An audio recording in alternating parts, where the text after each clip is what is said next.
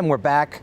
This is Doug Frost. It is. How many years at Telluride for you? I think 13, but Telluride history kind of gets a little fuzzy. We do have wine, so we're struggling with the 12 or 13 year thing. Well, that's kind of like life in general for people who live here. Yeah, I think we it's just true. sort of go from season to season, and and it feels good. it feels great. Yeah. You having a good festival? Oh yeah, absolutely. And you're doing something on Colorado wine. Yeah, amongst other events, I did a Greek wine luncheon with Steve Olson, and then a Colorado wine seminar.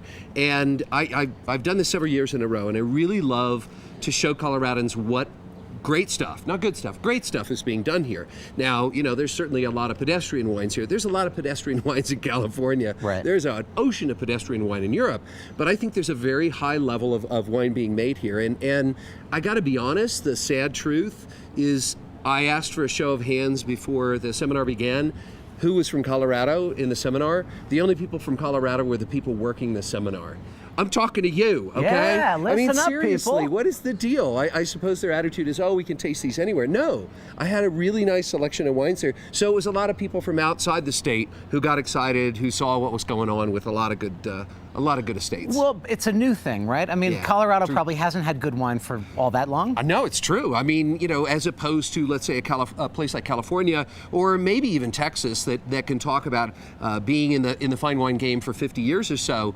Colorado, in 1983, there were something like 20 acres, I'm not joking, of grapes. Now there's about 1,000 acres of grapes that are being used to make wine. And so things have changed a lot in the last 5 to 10 years. And this is all over the state, or is it mostly up in that Grand Junction? Yeah, kind of. basically we're talking about Grand Junction, we're talking about Paonia, we're talking about Palisade, but we're also talking Four Corners. Surprisingly, I think two of the favorite wines that we had yesterday from Sutcliffe and from Guy Drew, they're both from Four Corners. So there's stuff going on all over the place, but definitely Western Slopes. What is it that makes a good wine? Obviously, it's both the grape and the winemaking, but I'm sure you could grow great grapes and not make good wine.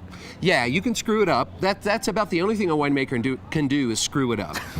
Seriously, I mean, they're caretakers. So the gig is that what you need grapes to do is to have the longest possible growing season, and you need them very much to therefore be in a situation where they don't ripen quickly. And what we have here in many instances is very hot weather, so the grapes should ripen very quickly. But what we also have here is elevation. And everybody right now knows what happens at night here. It gets really cold, and it takes a little while for things to warm up again. And what happens is the grapes just absolutely stop ripening. Then the sun comes out, they start working again, the leaves start doing their photosynthetic cycle, and things start ticking again. And so you lengthen the growing season, and you tend to hang on to a bit of tartness, which is something that for a winemaker is a bit of a key to the structure of a wine. John Sutcliffe talked about that his environment where he grows his grapes is very harsh, and it's a real struggle for the grape to grow. Is that something that's good for the wine? Yeah, we talk about that word a lot, and I'm one of those people that maybe doesn't buy as completely into the notion. Again, I look at it as sort of simplistically as I just want to lengthen the growing season. So if a little bit of struggle is good, great. But I think balance is what we want. If the plant is living in a cushy environment, basically popping bonbons and laying in bed till noon, not good, And now struggle, with whips and chains, not good. Okay, so there's a balance. Yeah, there is. And balance is really the key. That's exactly what people look for. All right, well, thank you so much for coming on my show this morning. My pleasure. Colorado wine. Buy local, eat local, drink local. Darn right.